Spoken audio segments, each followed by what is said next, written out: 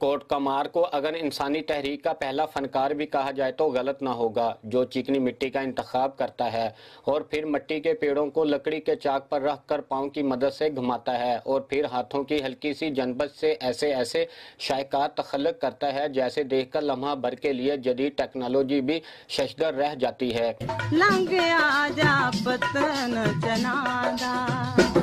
इन बर्तनों को धूप में अच्छी तरह सुखाकर इन पर मुख्तलिफ रंगों के नक्शो नगार बनाए जाते हैं। इससे बर्तन सुर्ख माइल और चमकदार दिखाई देते हैं। आखिर में एक दफ़ा फिर तेज़ आग की भट्टी में 3 रोज़ मुसलसल आग में रखा जाता है और आखिर में मुख्तलिफ शक्लों के बर्तनों जिसमें हर तरह के खाने के बर्तन, खिलौने और पौधों के लिए दिलफरेब गमले होते हैं, जिन्हें आज भी लोग खरीद कर पूरे ज़ौक़ व शौक़ के साथ घरों की जीनत बनाते हैं। मैं नहीं बना तो मुझे मत बना, मुझे भूल जा, अगर बन गया हूँ तो रंग भर मेरे